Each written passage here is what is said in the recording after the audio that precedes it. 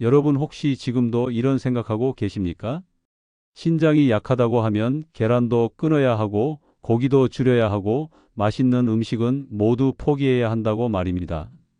그런데 놀랍게도 연구에 따르면 많은 어르신들이 바로 그 두려움 때문에 오히려 더 빨리 늙고 더 빨리 기력을 잃는 경우가 보고된 바 있습니다. 오늘 이야기는 단순히 계란 하나의 이야기가 아닙니다. 여러분의 근육 이야기이고 혈관 이야기이며 앞으로 10년 뒤, 20년 뒤 어떤 몸으로 살아가게 될지를 결정하는 아주 중요한 이야기입니다. 특히 오늘 영상 끝부분에는 여러분이 가장 궁금해하실 질문 하나에 대한 답도 드리겠습니다.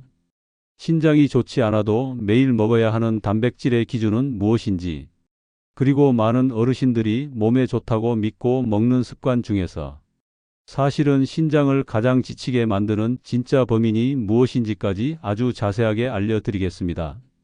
아마 오늘 영상을 끝까지 들으시면 이런 생각이 드실 겁니다. 아, 내가 몸을 지킨다고 했던 행동이 오히려 몸을 약하게 만들고 있었구나. 오늘도 끝까지 함께해 주십시오. 이 영상 하나가 여러분의 식탁과 노후 건강을 완전히 바꾸는 계기가 될 수도 있습니다. 몇 달 전이었습니다.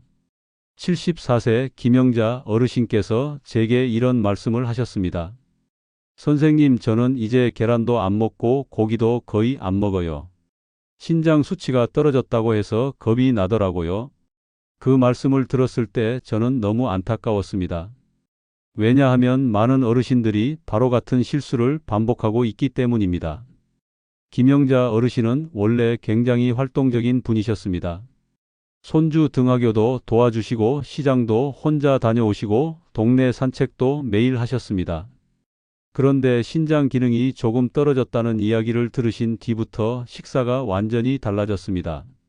아침에는 김치와 밥 몇 숟가락, 점심에는 나물 위주의 식사, 저녁에는 과일 조금, 계란도 끊고 생선도 끊고 두부조차 겁이 나서 거의 안 드셨다고 합니다.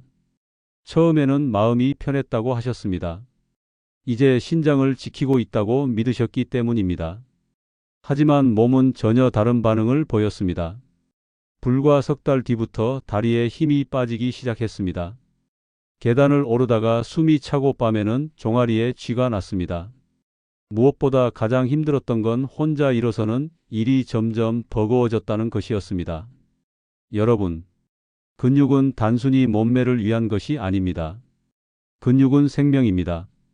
의학계에서는 노년기 건강을 결정하는 가장 중요한 요소 중 하나로 근육량을 꼽고 있습니다. 왜냐하면 근육이 줄어들면 단순히 힘이 없어지는 것이 아니라 면역력과 회복력, 그리고 균형 감각까지 함께 무너지기 때문입니다. 특히 60 이후에는 근육 감소 속도가 훨씬 빨라집니다. 그런데 단백질 섭취까지 부족해지면 몸은 비상상태에 들어갑니다. 그리고 가장 먼저 허벅지 근육과 팔 근육을 분해하기 시작합니다. 쉽게 말해 몸이 자기 살을 태워서 버티기 시작하는 겁니다. 그래서 저는 김영자 어르신께 아주 단호하게 말씀드렸습니다. 신장을 지키려면 굶는 것이 아니라 제대로 드셔야 합니다. 많은 분들이 단백질을 무조건 독처럼 생각하십니다. 하지만 연구에 따르면 중요한 것은 단백질 자체가 아니라 양과 균형 그리고 먹는 방식입니다. 우리 몸은 자동차와 같습니다. 연료가 부족하면 결국 엔진이 망가지기 시작합니다. 신장이 걱정된다고 연료를 완전히 끊어버리면 결국 몸 전체가 무너질 수 있습니다. 그래서 오늘은 여러분께 아주 중요한 기준 하나를 알려드리겠습니다. 바로 45라는 숫자입니다. 건강검진 결과지를 보면 사구체 여과율이라는 말을 들어보셨을 겁니다. 어렵게 느껴지지만 아주 쉽게 말하면 신장의 거름망 힘입니다. 우리 몸의 신장은 하루 종일 피를 걸러주는 정수기 같은 역할을 합니다. 필요한 영양은 남기고 노폐물은 내보내는 아주 중요한 기관입니다. 이 거름망 기능이 얼마나 남아있는지를 숫자로 표현한 것이 바로 사구체 여과율입니다. 대체로 45 이상이라면 지나친 단백질 제한보다 근육 유지가 더 중요하다는 의견들이 많습니다. 특히 계란 같은 고품질 단백질은 노년 건강에 큰 도움이 될 수 있습니다. 계란 한 알에는 몸이 스스로 만들 수 없는 필수 아미노산이 골고루 들어 있습니다. 그리고 그중 류신이라는 성분은 근육 합성을 자극하는 중요한 역할을 합니다. 쉽게 말해 근육 공장의 스위치를 켜주는 역할입니다. 문제는 나이가 들수록 이 스위치가 잘 켜지지 않는다는 것입니다. 그래서 젊은 사람보다 더 의식적으로 단백질을 챙겨야 합니다. 그렇다면 어떻게 먹는 것이 좋을까요? 여기서부터가 정말 중요합니다. 첫 번째 원칙입니다. 계란은 가능하면 부드럽게 드십시오. 많은 어르신들이 프라이를 좋아하십니다. 하지만 높은 온도에서 오래 익힌 음식은 소화 부담을 높일 수 있다는 의견이 꾸준히 보고되고 있습니다. 특히 기름을 많이 사용한 조리법은 속을 더부룩하게 만들고 위장 부담을 높일 수 있습니다. 반면 반숙이나 계란찜처럼 부드럽게 익힌 계란은 흡수율이 높고 소화가 훨씬 편합니다. 아침에 속이 편해야 하루 전체 컨디션이 달라집니다. 김영자 어르신도 처음에는 계란찜이 심심하다고 하셨습니다. 그런데 일주일 정도 지나자 속이 편안하고 오전 기운이 달라졌다고 말씀하셨습니다. 두 번째 원칙입니다. 계란은 혼자 먹지 마십시오. 반드시 식물성 단백질과 함께 드시는 것이 좋습니다. 제가 가장 추천드리는 조합은 두부입니다. 연구에 따르면 식물성 단백질은 혈관, 건강과 대사 균형에 도움을 줄 수 있다는 결과들이 꾸준히 보고되고 있습니다. 쉽게 설명드리겠습니다. 계란이 근육을 만드는 벽돌이라면 두부는 그 벽돌이 부드럽게 사용되도록 도와주는 완충제 같은 역할입니다. 예를 들어 아침에 계란 하나를 드신다면 두부 몇 조각을 함께 드셔보십시오.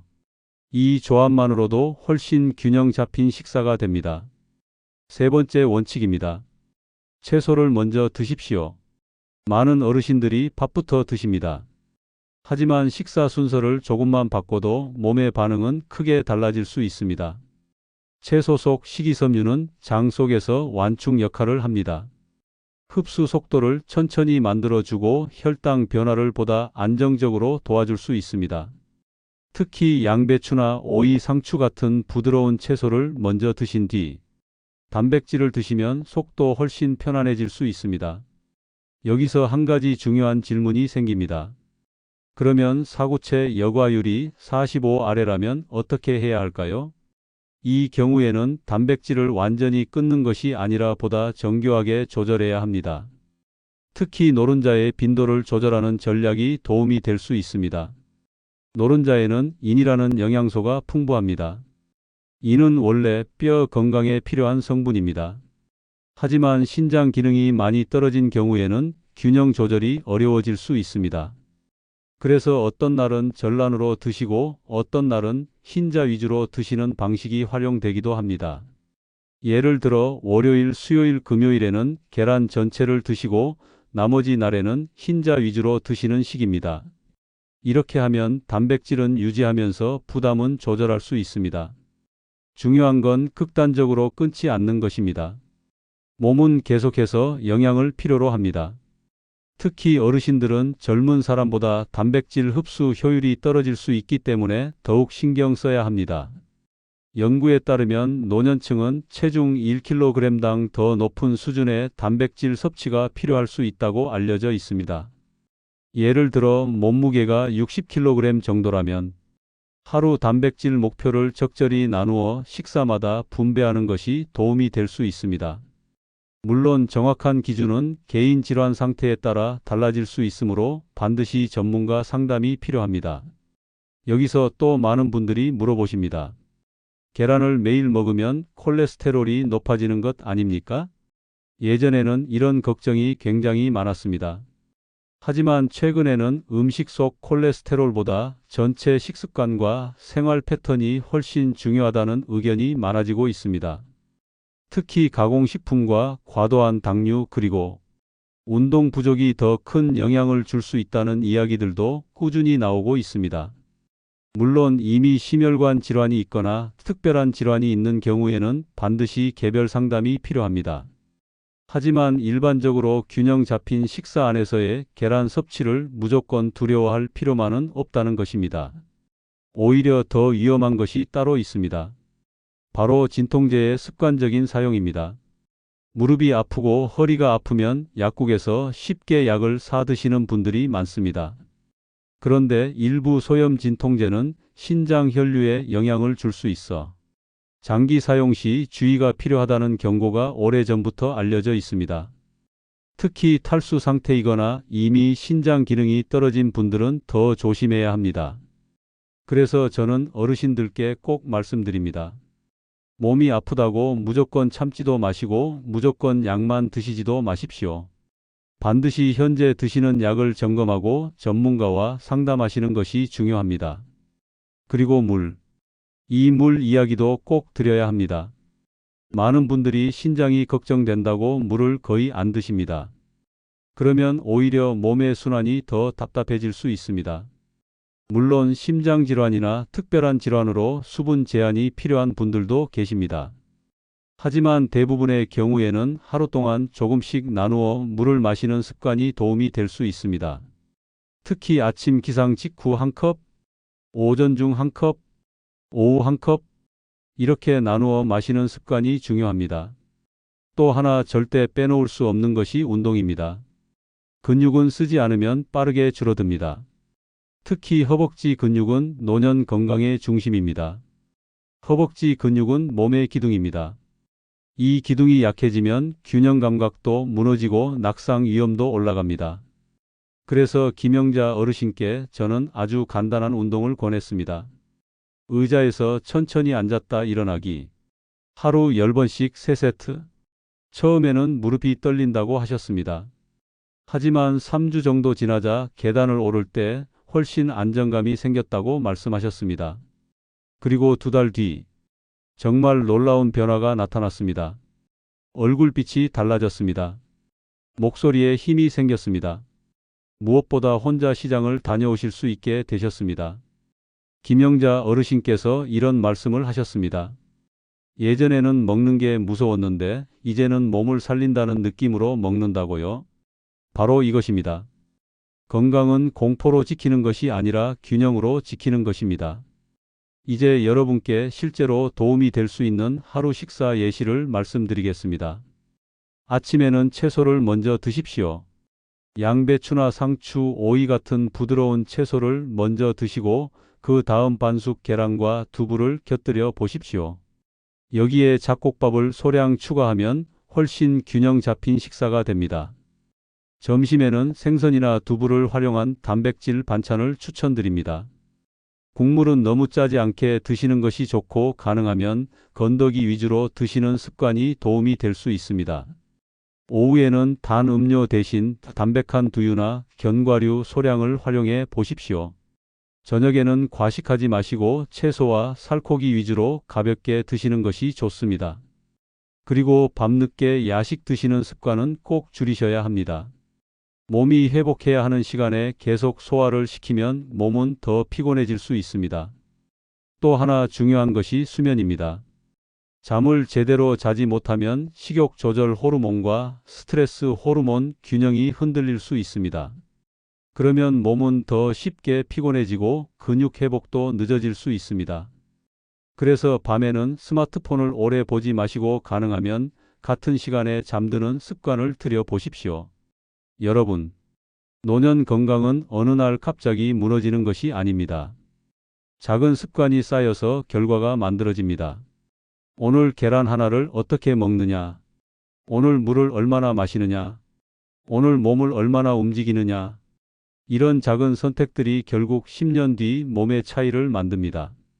지금 이 영상을 보고 계신 분들 중에도 아마 이런 분 계실 겁니다. 나는 이제 나이가 많아서 늦었어. 이제 와서 뭘 바꾸겠어. 하지만 연구에 따르면 근육은 70대 이후에도 자극에 반응할 수 있다고 알려져 있습니다. 즉 지금 시작해도 늦지 않았다는 뜻입니다. 오늘부터라도 식사를 조금 바꾸고 몸을 조금 움직이고 물을 조금 더 챙겨 보십시오. 몸은 생각보다 정직하게 반응합니다. 여러분, 건강은 거창한 비법보다 매일 반복되는 습관에서 만들어집니다.